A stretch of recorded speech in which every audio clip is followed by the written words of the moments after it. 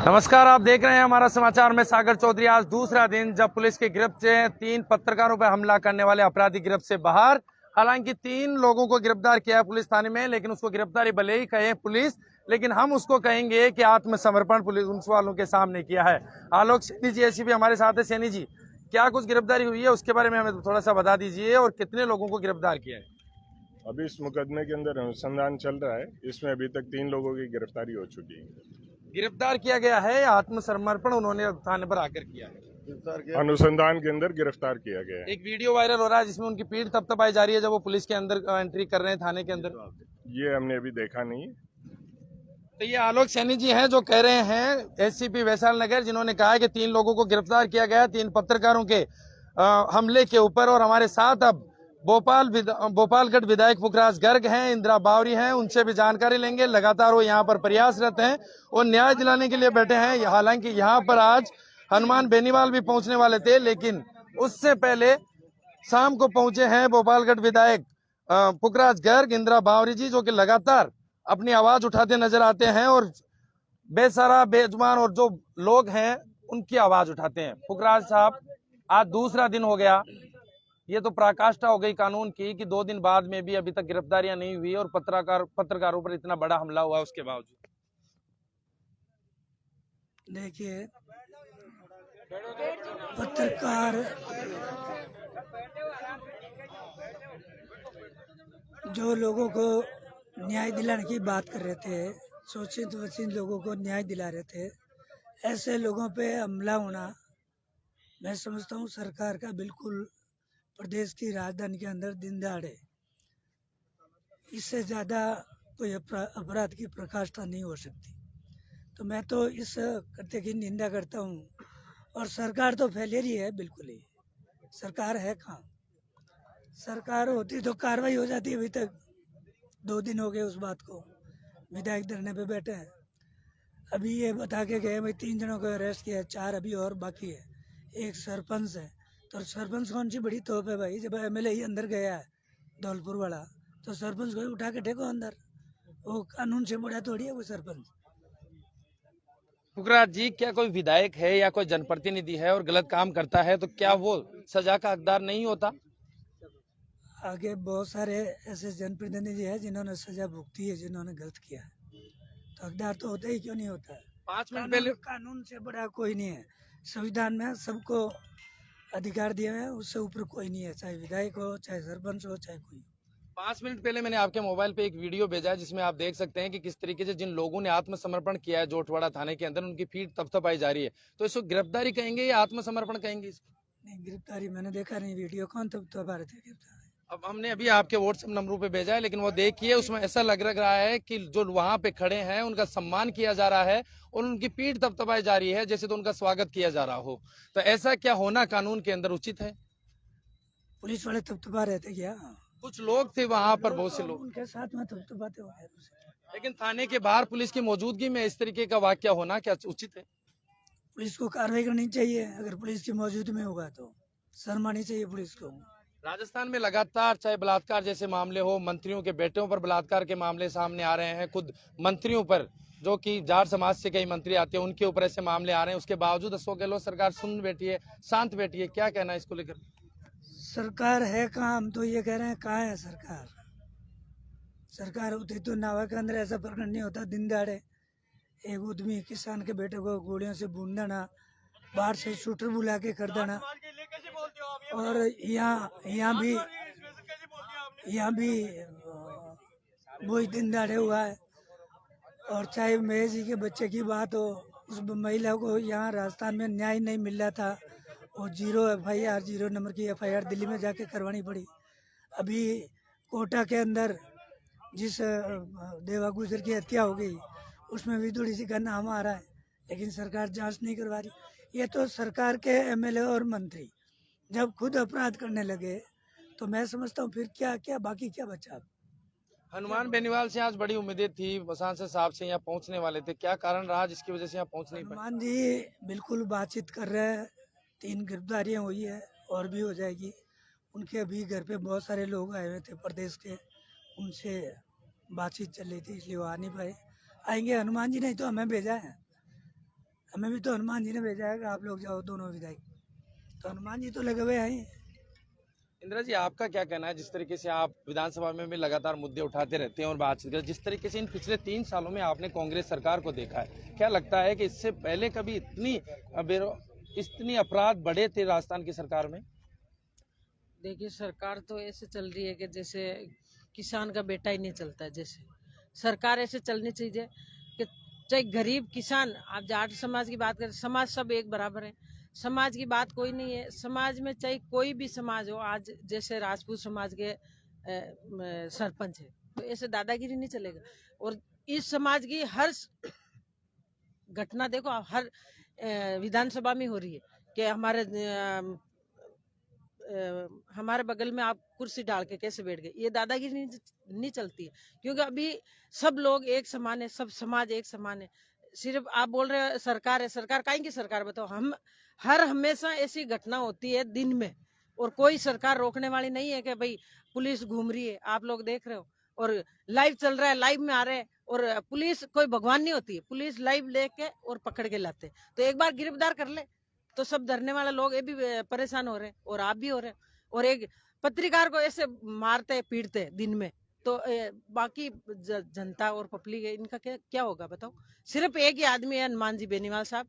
हमेशा ही, चाहे कोई भी समाज हो, चाहे कोई भी घटना हो, छोटी मोटी घटना है, हमेशा प्रयास करे और पूरा न्याय दिलावे। इनके वास्ते एक सिर्फ जगी हुई है सरकार, एक ही है कि सिर्फ आरएलपी पार्टी है, वही प्रयास कर रही है। सरकार तो सो रही है, रजाई ओढ़ के सो रही है आराम से, कोई दिक्कत नहीं है, जनता मरो चाहे डूबो।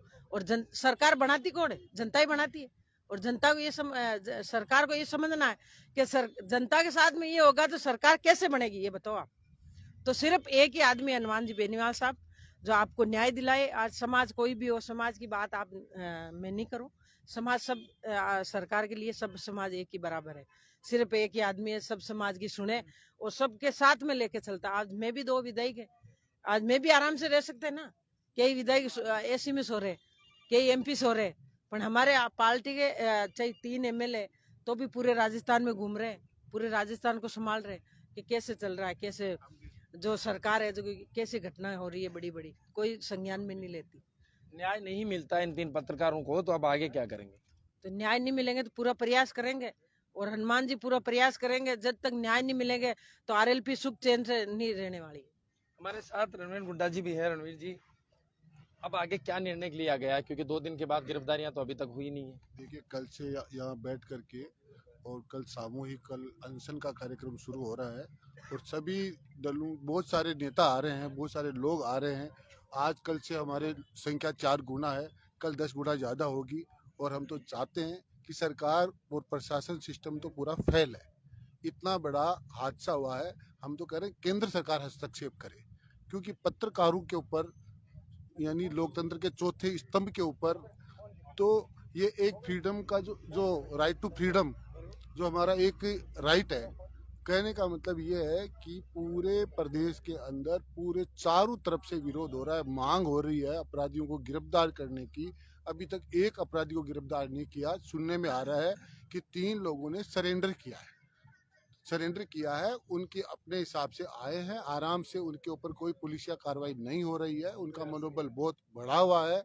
और यहाँ पर जो है, जिनके साथ में हुआ है हादसा, नहीं तो उनके इलाज के लिए सरकार की तरफ से कोई बंदोबस्त किया जा रहा है।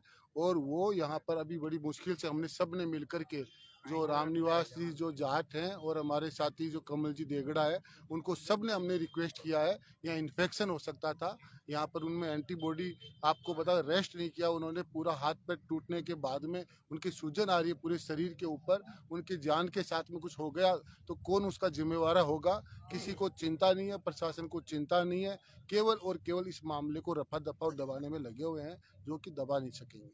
तो आगे ये धरना जारी रखेंगे और कल से आमरण अनशन की तैयारी है। जी, कल से आमरण अनशन यहाँ से शुरू। आरएलपी के डॉक्टर साहब हमारे साथ है। डॉक्टर साहब, कल आपने बड़ी चेतावनी दी थी प्रशासन को, बावजूद इसके अभी तक तो चेतने का कोई लग नहीं रहा है, और गिरफ्तारी 3 हुई है, वो भी समर्पण कहेंगे उसको, गिरफ्तारी नहीं पुलिस की तरफ से। अब आगे कम से कम 12 से 13 अपराधी ऐसे हैं जो बाहर घूम रहे हैं, क्या कहना है आपका? देखिए, अपराधी जल्द ही गिरफ्तार हो जाएंगे, और हमें पूर्ण विश्वास है कि जल्दी गिरफ्तार होंगे। गिरफ्तार नहीं होंगे तो कमेटी और हमारे सुप्रीमो पूर्व एमएलए साहब बैठे हैं, हमारे पार्टी प्रदेश अध्यक्ष बैठे हैं भोपालगढ़ के, और मेड़ता एमएलए साहब बैठे हैं, पार्टी के पदाधिकारी और समस्त किसान समाज बैठे हैं। हम मिलके सारे एक बड़ी रणनीति बनाएंगे कि समय रहते, हमने पुलिस को समय दिया है और पुलिस ने टाइम मांगा है, वो समय सीमा यदि लांघ लेती है पुलिस, तो फिर हमारी एक चेतावनी है कि हम इस आंदोलन को अलग रूप देंगे। और अलग रूप क्या होगा वो इनको अच्छे से पता है कि जो हमारे पूर्ववत आंदोलन है, उनको ये देख के इनको अंदाजा है कि ये समय रहते यदि जो मेन मुलजिम है और बचे हुए मुलजिमों को गिरफ्तार नहीं करते हैं तो आंदोलन का रूप अलग होगा। तो ये लगातार प्रदर्शन जारी है काड़वार थाने के सामने, जहां पर 3 पत्रकारों पर हुए हमले को लेकर लगातार ये बात कही जा रही है कि जब तक उनको न्याय नहीं मिलेगा तब तक हम यहां से हटेंगे नहीं और कल से आमरण अनशन भी जारी रहेगा। यहाँ पे और आम लोग भी पहुंचे हैं, बुजुर्ग आदमी पहुंचे। क्या लगता है, आप इतने बुजुर्ग हैं, क्या देखा है कभी इस तरीके का हमला कि हाथ पैर तोड़ दिए गए, जो न्याय की मांग कर रहे थे, लोगों के लिए न्याय की गुहार लगा रहे थे और न्याय दिलाने का काम कर रहे थे? अब तक मैं 65 साल का हो गया, देखी नहीं इतनी बड़ी अन्याय हुई है कि एक निर्दोषी आदमी ने इनकी घटना होना, हाथ पग तोड़ना, बैठ कर बात कर लेता, कोई बातचीत तो होती, लेकिन सबसे बड़ी अन्याय पहली बार हुई है। बाद भी अभी तक अपराधी जो हैं वो पुलिस की गिरफ्त से बाहर है।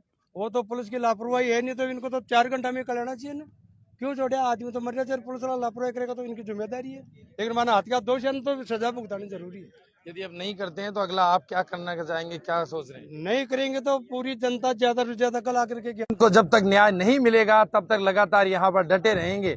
3 पत्रकार जो कि अभी भी अपनी जंग लड़ रहे हैं और उनका कसूर इतना कि वो न्याय दिलाने के लिए लड़ाई की। मैं पूछना चाहूंगा, एक पत्रकार साथी हमारे साथ है। पत्रकार जी, क्या कहना है, जिस तरीके से 3 पत्रकार जो न्याय के लिए लड़ाई लड़ते थे उनके साथ ऐसा हादसा हुआ, लगता है कि देखा तोड़ दिए गए, किस कदर जो है अन्याय अत्याचार की इन्होंने पराकाष्ठा अपराधियों ने पार की है। यहाँ का एक तथाकथित सरपंच जो है वो अपने आप को यहाँ का जो एक बड़ा राजनीतिक व्यक्ति है, बड़ा जयचंद है, उसको संरक्षण प्राप्त है, उसकी आड़ में लगातार वो ऐसी घटनाओं को जो है अंजाम देता रहता है। पिछले दिनों भी उसने एक परिवार के साथ वो ऐसा ही एक अत्याचार करने का प्रयास किया था, लेकिन वो उसमें उस अत्याचार करने को में फेल्यूर रहा।